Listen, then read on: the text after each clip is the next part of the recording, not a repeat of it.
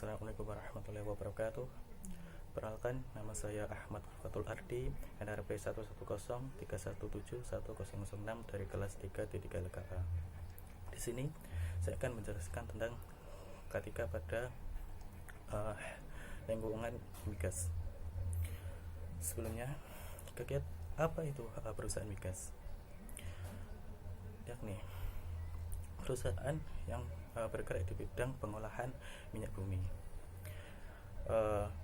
Kegiatan perusahaan migas itu digolongkan dalam dua kegiatan inti, yaitu yang pertama kegiatan industri hulur migas dan yang kedua kegiatan industri hilir. Kegiatan hulu migas yang merupakan tahap dasar dari pengolahan proses di bidang perminyakan hingga dihasilkan berbagai macam produk hasil olahan minyak yang banyak digunakan oleh masyarakat. Kegiatan hulu sendiri dari dua bagian utama, yaitu proses eksplorasi dan proses eksploitasi.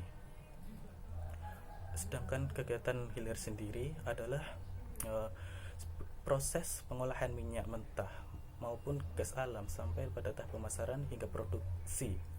Proses ini meliputi pengolahan, pengangkutan, penyimpanan, dan niaga atau pemasaran. Dan pada kesempatan ini saya akan membahas tentang kegiatan hilir, khususnya pada kegiatan penyimpanan bahan bakar berbahaya itu sendiri. Sebelum masuk ke dalam pembahasan, mungkin yang menarik di sisi ini adalah dari fakta aspek ketiga di lingkungan perusahaan migas sendiri. Jauh-jauh hari sebelum pemerintah menekankan begitu pentingnya ketiga bagi perusahaan migas sudah terlebih dahulu menerapkan, dan bagi mereka ketiga adalah harga mati. Pantas saja mereka memandang ketiga migas adalah satu aspek atau pilar yang sangat penting bagi perusahaan dan memberi gaji yang sangat tinggi bagi pekerjanya. Mengapa? Karena ketika di lingkungan migas begitu penting, karena perusahaan ini sangat rawan akan kecelakaan. Perusahaan ini mencari, mengolah dan mendistribusikan minyak yang sangat mudah terbakar. Apabila sedikit saja terjadi kecelakaan, maka akan menyebabkan kerugian yang sangat besar bagi perusahaan. Perusahaan migas amat ketat dan ribet, bisa dibilang, bagi semua kontraktor yang bekerja sama dengannya.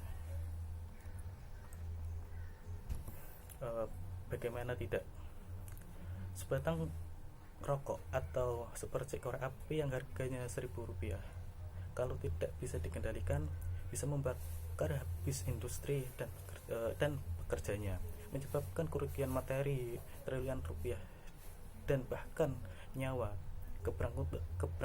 kebangkrutan usaha dan nama baik negara juga ditaruhkan. Ini juga tidak main-main, bukan?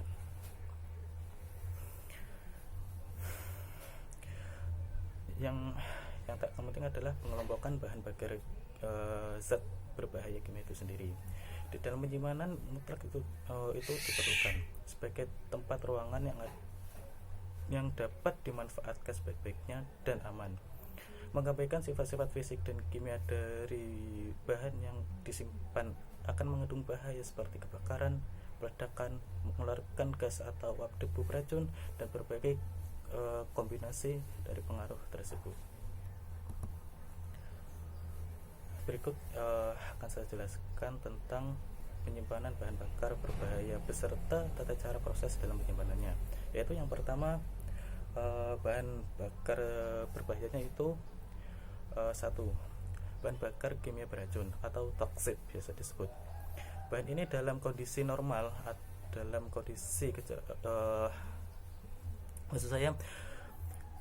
bahan ini dalam kondisi normal atau dalam kondisi kecelakaan ataupun dalam kondisi kedua-duanya dapat berbahaya terdapat kehidupan di sekelilingnya. Bahan beracun harus disimpan dalam ruangan yang sejuk, tempat yang ada peredaran hawa, jauh dari bahaya kebakaran, dan bahan yang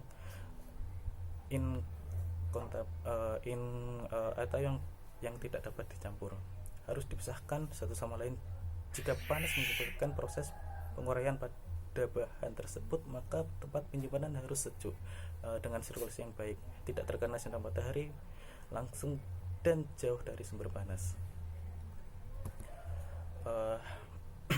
Yang kedua yaitu bahan kimia korosif. Beberapa jenis dari bahan ini mudah menguap, sedangkan lainnya dapat bereaksi dahsyat dengan uap air.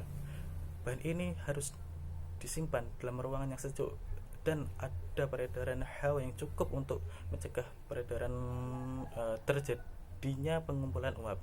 Penyimpanan harus dipisah dari bangunan lain dengan dinding atau lantai yang tahan terhadap bahan korosif. Yang ketiga yaitu bahan kimia mudah terbakar atau flammable. Praktis semua pembakaran terjadi antara oksigen dan bahan bakar dalam bentuk uap atau beberapa zat lainnya dalam kegiatan bubuk halus. Api dari bahan padat berkembang secara pelan, sedangkan api dari cair menyebar secara cepat dan sering terlihat seperti meledak. Dalam penyimpanannya harus diperhatikan sebagai berikut, yakni disimpan pada tempat yang cukup dingin untuk mencegah penyalaan api yang tidak sengaja pada waktu uap dari bahan bakar atau udara. Berikutnya yang keempat yaitu bahan kimia peledak atau eksplosif. Penyimpanan tidak boleh dilakukan di dekat bangunan yang di dalamnya terdapat oli, gemuk, bensin, bahan sisa yang dapat terbakar, dan api terbuka atau nyala api. Daerah tempat penyimpanan harus bebas dari rumput kering, sampah, atau material yang mudah terbakar. Ada baiknya memanfaatkan perlindungan alam seperti bukit, tanah cekung belukar, atau hutan lebat. Yang kelima adalah bahan kimia oksidator atau oxidation. Bahan ini adalah sumber oksigen dan dapat memberikan oksigen pada suatu reaksi meskipun dalam keadaan tidak ada udara. Beberapa bahan oksidator memerlukan panas sebelum menghasilkan oksigen, sedangkan jenis lainnya dapat menghasilkan oksigen dalam jumlah yang banyak pada suhu kamar. Tempat penyimpanan bahan ini harus diusahakan agar suhunya tetap dingin, ada peredaran udara, dan gedungnya harus tahan api. Alat-alat pemadam kebakaran biasanya kurang efektif dalam memadamkan kebakaran pada bahan ini, baik penutup atau pengasapan. Hal ini dikarenakan bahan oksidator menyediakan oksigen tersendiri. Yang keenam, bahan bakar aktif terhadap air atau water sensitive substance. Bahan ini bereaksi dengan air, uap panas, dan larutan air yang lambat laun mengeluarkan panas atau gas-gas yang mudah menyala. Karena banyak dari bahan ini yang mudah terbakar, maka tempat penyimpanan bahan ini harus tahan air, berlokasi di tanah yang tinggi, berpisah dengan penyimpanan bahan yang lain, dan jangan menggunakan sprinkler otomatis di dalam ruang yang disimpan. Dan yang ketujuh, bahan kimia reaktif terhadap asam atau acid sensitive substance. Bahan ini bereaksi dengan asam dan uap asam menghasilkan panas, hidrogen, dan gas-gas yang mudah menyala. Ruangan penyimpanan untuk bahan ini harus diusahakan agar sejuk, berventilasi, sumber penyalaan api harus disingkirkan dan diperiksa secara berkala. Bahan asam dan uap dapat menyerang bahan struktur campuran dan menghasilkan hidrogen. Maka bahan asam dapat juga disimpan dalam gedung yang terbuat dari kayu yang berventilasi. Jika konstruksi gedung terbuat dari logam, maka harus dicat atau dikebal dan pasif terhadap bahan asam. Yang kedelapan yaitu gas bertekanan atau compressed gas. Silinder dengan gas-gas bertekanan harus disimpan dalam keadaan berdiri dan diikat dengan rantai atau diikat secara kuat pada suatu penyangga tambahan. Ruang penyimpanan harus dijaga agar sejuk, bebas dari sinar matahari langsung, baik dari saluran pipa panas di dalam ruangan yang ada peredaran udaranya. Gedung penyimpanan harus tahan api, dan harus ada tindakan preventif agar silinder tetap sejuk bila terjadi kebakaran, misalnya dengan memasang sprinkler.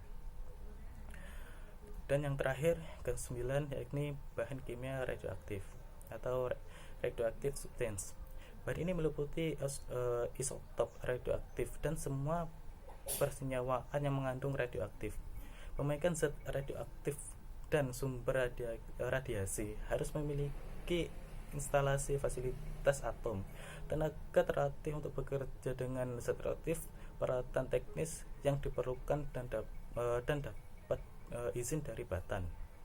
Penyimpanannya harus di tempat yang memiliki peralatan cukup untuk memproteksi radiasi agar tidak tercampur dengan bahan yang lain yang dapat membahayakan packing.